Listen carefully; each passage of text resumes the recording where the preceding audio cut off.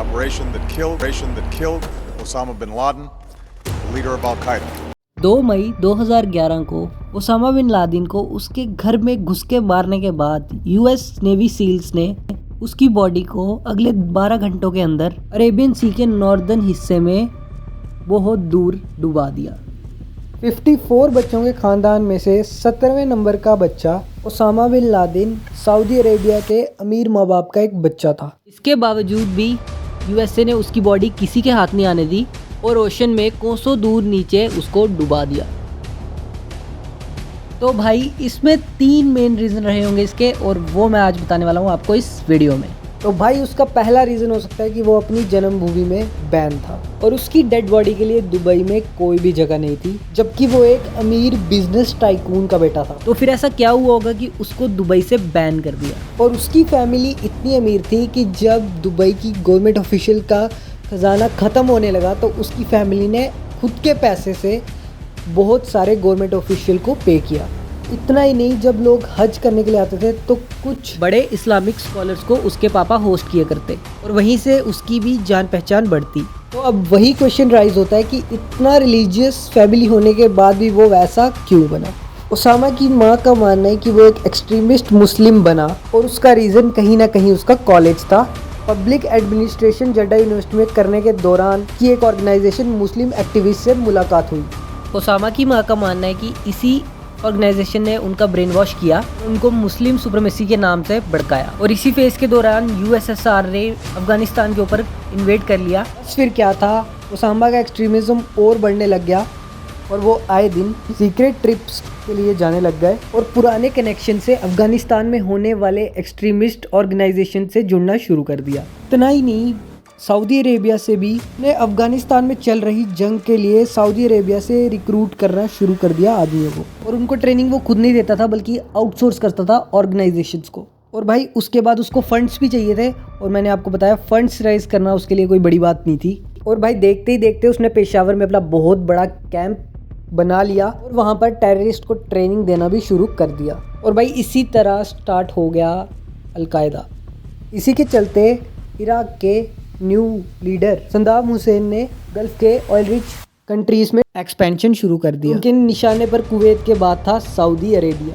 के बाद Saudi Arabia को बचाने के लिए स्पेशली मक्का मदीना को ओसामा ने लेटर लिखा सऊदी प्रिंस को, तो अपने सब वॉलंटियर्स को इराक के खिलाफ खड़े कर सकता है। और थोड़े दिनों के बाद खबर आई कि सऊदी ने अमेरिका को बुला लिया है और इसके बाद स्टार्ट हुआ ओबामा वर्सेस अमेरिका। ओबामा को अमेरिका की हेल्प बिल्कुल मंजूर ही नहीं थी। वो चाहता था कि सऊदी में किसी भी तरह का वेस्टर्न इन्फ्लुएंस ना आए, कि देश में प्योर इस्लामिक की ही नींव बसी रहे। बस इसी की बात पे ओसामा के टारगेट पर आ गया यूएसए और उसने यहाँ तक कि एक फतवा भी जारी कर दिया सबको अफगानिस्तान जाके ट्रेनिंग हासिल करनी चाहिए, क्योंकि अपने दुश्मनों से लड़ना मुस्लिमों के लिए एक रिलीजियस ड्यूटी है। इस फतवे ने अपना काम बखूबी किया और 4000 से भी ज़्यादा लोग सऊदी छोड़ के अफगानिस्तान में ट्रेनिंग लेने के लिए आ गए। और ऑब्वियसली उनको ये बात बिल्कुल भी अच्छी नहीं लगी और उन्होंने ओसामा पर ट्रैवल बैन लगा दिया।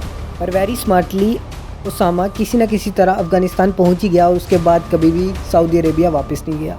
इसके बाद सऊदी ने कई बार ओसामा को मारने की कोशिश की। कुछ सोर्सेज की माने तो अमेरिका ने सऊदी को उसकी बॉडी ऑफर भी करी थी, जो कि उन्होंने सीधा सीधा रिजेक्ट कर दी। उसके बाद रहता है पाकिस्तान, जिसको उनको बॉडी देनी थी और वो बिल्कुल भी, इनको तो बिल्कुल भी देना नहीं चाहते थे। We think that there had to be some sort of support network for bin Laden inside of Pakistan. तो देखा आपने, ओबामा ने सीधा सीधा बोल दिया कि पाकिस्तान में ओसामा का एक अननोन सपोर्ट नेटवर्क है। बॉडी देना तो दूर की बात, यूएस ने पाकिस्तान को कंसीडर भी नहीं किया और ओबामा यहाँ पर बिल्कुल सही थे।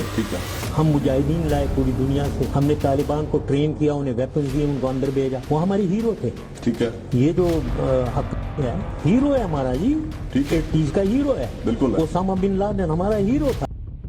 बट फिर भी पाकिस्तान के कुछ टॉप एक्टिविस्ट ने उसको शहीद का खिताब दिया और इसी कारण यूएसए ने उसको सी ब्यूरियल किया, क्योंकि वो नहीं चाहते थे कि किसी टेररिस्ट का श्राइन बन जाए, जो गलती उन्होंने सद्दाम हुसैन के टाइम पर कर चुके थे वो।